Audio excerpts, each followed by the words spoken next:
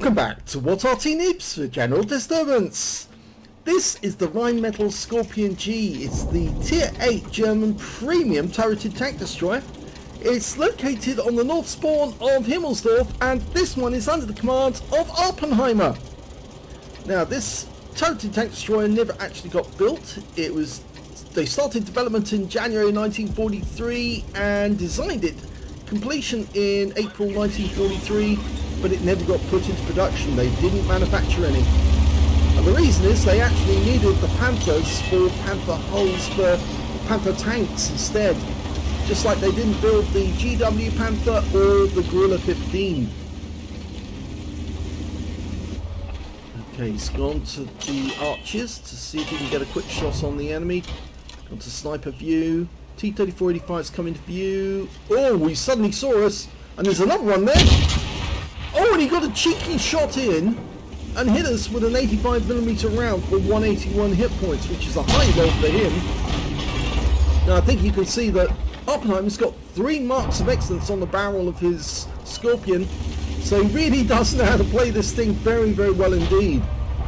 Oh, enemy artist been spotted in the M44. There's an AC-46, a Hellcat, lots of enemies to shoot at. The M44 fires.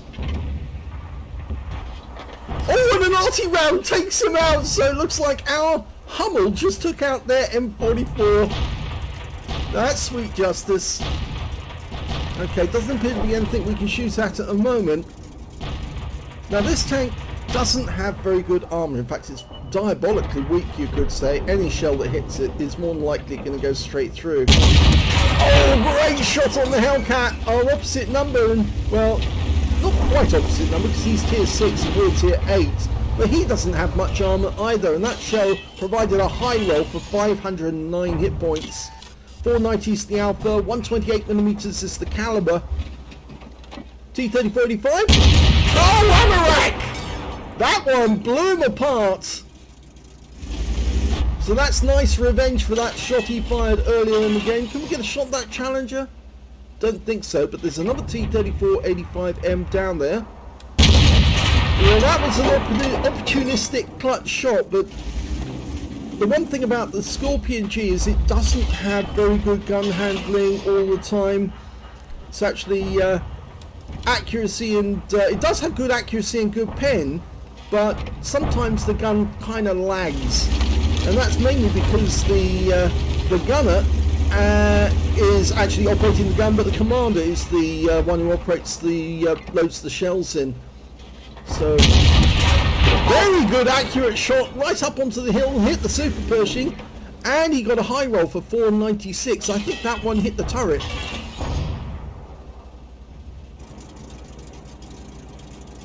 No other targets up there. It looks like the enemy has captured the hill. There's the Super Pershing again.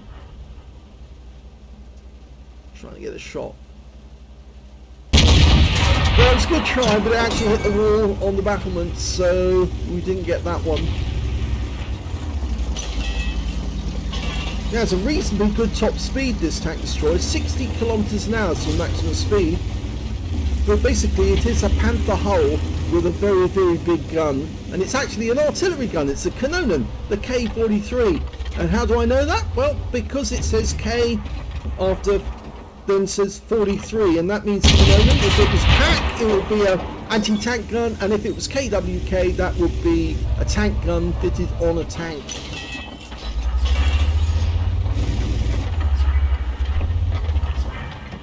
Now, can we get another shot of that M2Y? You got a high roll for 529 the last time.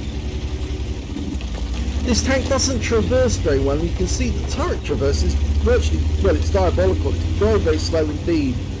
So yes, it takes some time for you to get the turret to turn around onto a target, and that can actually cause problems.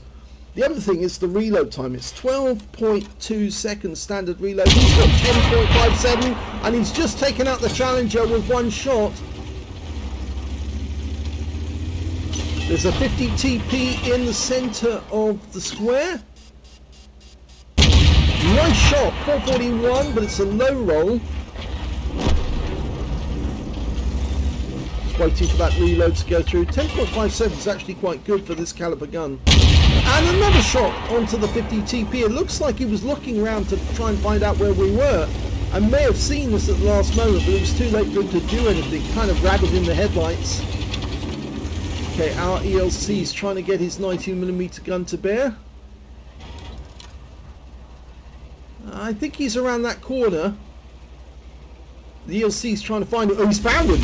Okay, so we do know where he is now. So we can poke round the corner. He's just backing his view off so he can get a good view of it. No, didn't get that one in. I think it was the wrong angle, and we took him around for 475. Even though he's got a long reload as well, so we can do this. And oh yes, takes out the 50 TP, and actually the 50 TP hits us in the tracks. So that was kind of fortunate there. Okay, the ELC was last seen around here, the enemy ELC. There he is, hello! Goodbye! Yeah, little ELC meets a 128mm shell going the opposite direction, and unfortunately that's the end of his game. There's only 2 enemies left now, but there's only 5 on our team. Thanks to Awppenheimer, because he's managed to get 4 kills so far. There goes the charioteer.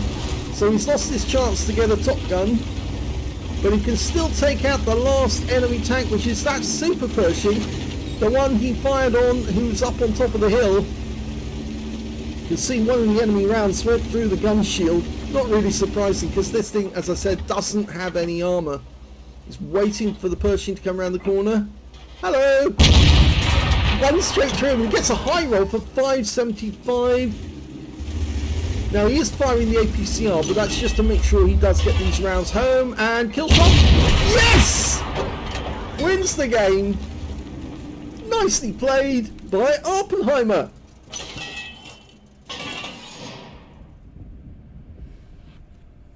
Here's the end of battle stats, and that was an ace tank again for Awppenheimer in the Rheinmetall Skorpion G. He managed to get a demolition expert because he blew apart that T-3485M, the one that hit him earlier in the game, when he certainly got revenge on that guy, and yeah, he ended up being a wreck. He also got a fighter badge for getting at least 4 kills. He got 5 in that game, a duelist for taking down 2 tanks who damaged him, a fire for effect for doing more damage than the hit points to his own vehicle, and yes, he did get a high caliber for dealing the most damage in the game overall, at least 20% of the enemy hit pool. His win rate from that battle was 12,754, which is Super Unicum standard and quite a bit more. And, well, when you've got 3 marks on your barrel, I think it's fairly, it's expected of you to do this sort of damage and to get that sort of score.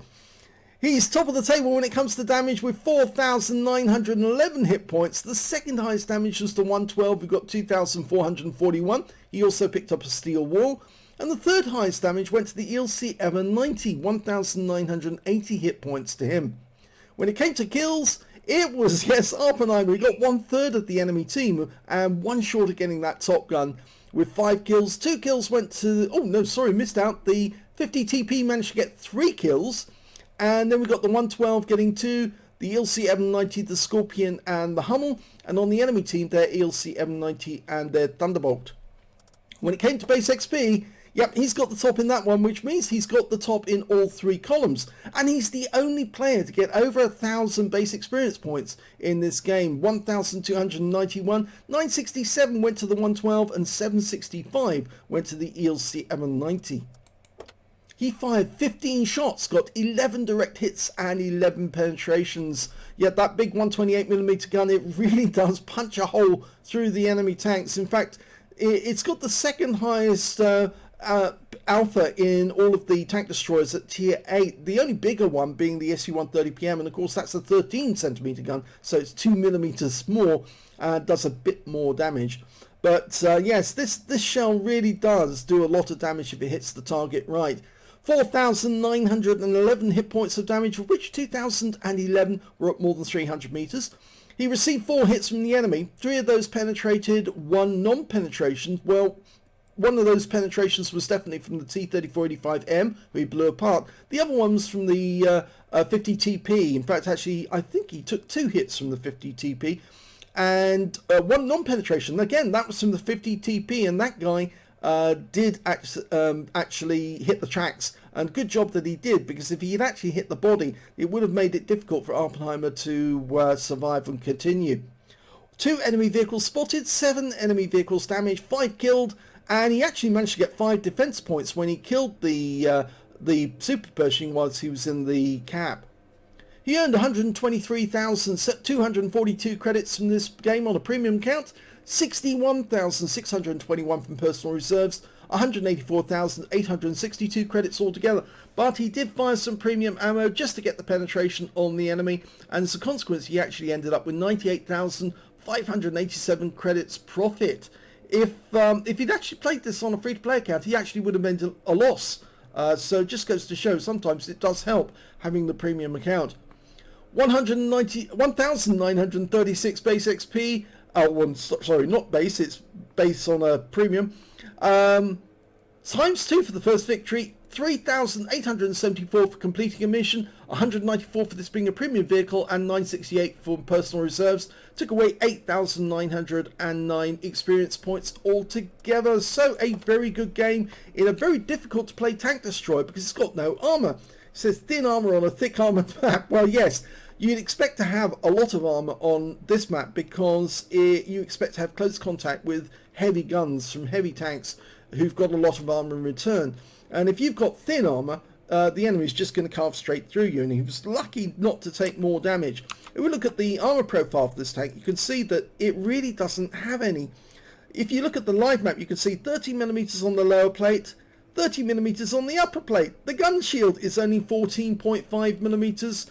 The sides of the vehicle are only 16mm, even at the rear, and the rear of the vehicle is only 20mm. So yeah, if you hit this thing anywhere, it's more than likely going to go straight through. In fact, there's only a few places that you can block a shot, and it's actually the tracks, and that's what the 50 TP did. Let's have a look at the modules. Well, we've got the driver sitting up front on the right hand side, the radio operator sitting on the left hand side. The radio's between them, and directly in front of them is the transmission, because of course it's front wheel drive. But directly behind them is the long ammo, or the large ammo store, and there's another ammo store underneath the turret basket, or near the turret basket. The gunner is on the right hand side, the tank commander is on the left hand side. Now the tank commander is also doubling as the loader in this vehicle as well, which is one of the reasons why it takes so long to load, because of course it's only one loader, and the tank commander is having to not only watch out for other targets whilst the gunner's aiming that big gun, that big howitzer made gun, but yes, he's also got to load those big heavy shells in as well. At the rear we've got the engine sandwiched between 3 fuel tanks, one either side and one directly at the rear. If you want to set this thing on fire, you just aim for the back of the vehicle and you should be able to set it alight. But if you're an artillery, you can plonk a shell directly into the turret basket there, and I've done that on occasion. It makes the thing go up like a firework straight away, because you not only hit the ammo racks, but you take out all the crew as well. So very exciting when you do that sort of thing. So that's where all the modules are on the Skorpion G. We have 2 more replays coming from Awppenheimer to come, so do stick around on our channel. If you like this replay, please give it a like. Do subscribe to our channel. Leave a little comment down below because it feeds the algorithm, gets it noticed by other people. And thank you for watching.